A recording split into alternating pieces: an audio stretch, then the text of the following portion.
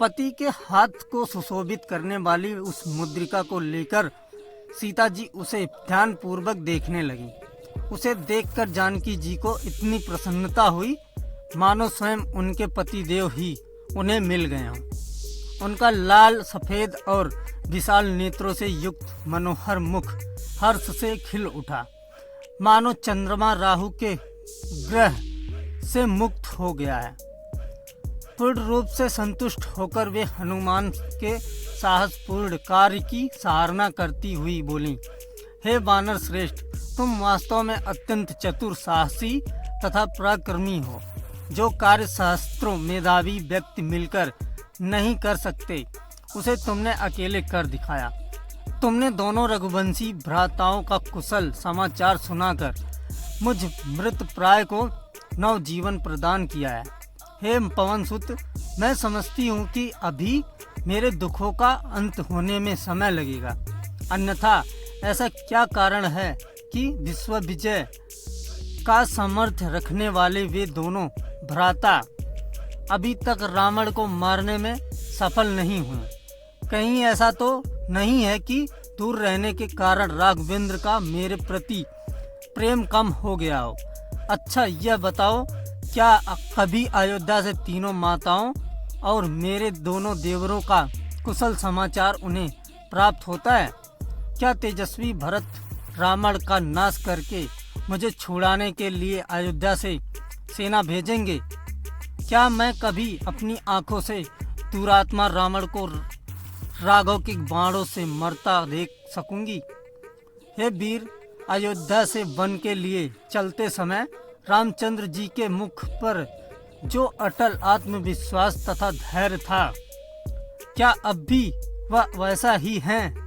सीता के इन प्रश्नों को सुनकर हनुमान बोले, हे देवी, जब रघुनाथ जी को आपकी दशा की सूचना मुझसे प्राप्त होगी, तब वे बिना समय नष्ट किए वानरों और वृक्षों की विशाल सेना को लेकर लंकापति रावण पर आक्रमण करके उसकी इस स्वर्णपुरी को धूल में मिला देंगे और आपको इस बंधन से मुक्त करा के ले जाएंगे। और ये आजकल वे आपके ध्यान में इतने निमग्न रहते हैं कि उन्हें अपने तन बदन की भी सुधि नहीं रहती, खाना पीना तक भूल जाते हैं। उनके मुख से दिन रात का सीते शब्द ही सुनाई देते हैं। आपके वियोग में वे रात को भी नहीं सो पाते। यदि कभी नींद आ भी जाए तो हाँ सीते कहकर नींद में चौंक पड़ते हैं और इधर उधर आपकी खोज करने लगते हैं। उनकी यह दशा हम लोगों से देखी नहीं जाती। हम उन्हें धैर्य बंधाने का प्रयास करते हैं, किंतु हमें सफलता नहीं मिलती। उनकी पीड़ा बढ़ती जाती है। अपने प्राणनाथ की दशा का यह करुण वर्णन सुनकर जानकी के नेत्रों से अविरल आंसुधारा बह चली।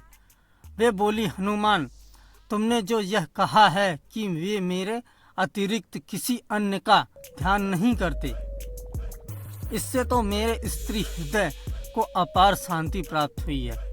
किंतु मेरे वियोग में तुमने उनकी जिस करुण दशा का चित्रण किया है, वह मुझे विस्मित्रता अमृत के समान लगा है और उससे मेरे हृदय को प्राणांतक पीड़ा पहुंची है।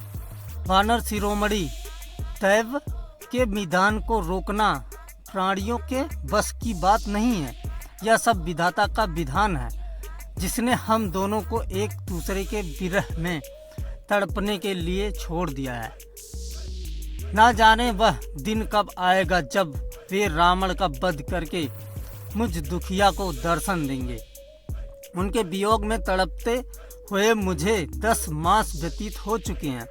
यदि 2 मास के अंदर उन्होंने मेरा उद्धार नहीं किया तो दुष्ट रावण मुझे मृत्यु के घाट उतार देगा। वह बड़ा कामी तथा अत्याचारी है। वह वासना में इतना अंधा हो रहा है कि वह किसी की अच्छी सलाह मानने को तैयार नहीं होता है।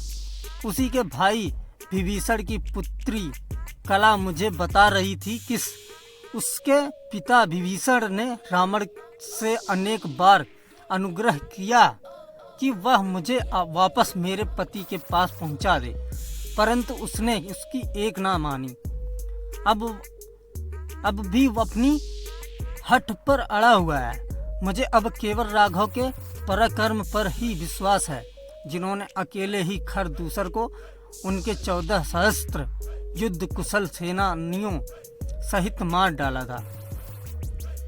देखें अब वह घड़ी कब आती है जिसकी मैं व्याकुलता से प्रतीक्षा कर रही हूँ। यह कहते हुए सीता अपने नेत्रों से आंसू बहाने लगी।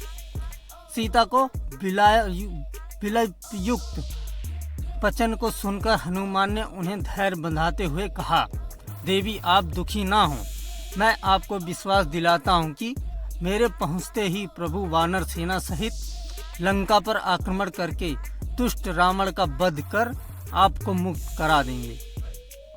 मुझे तो यह लंकापति कोई असाधारण बलवान दिखाई नहीं देता।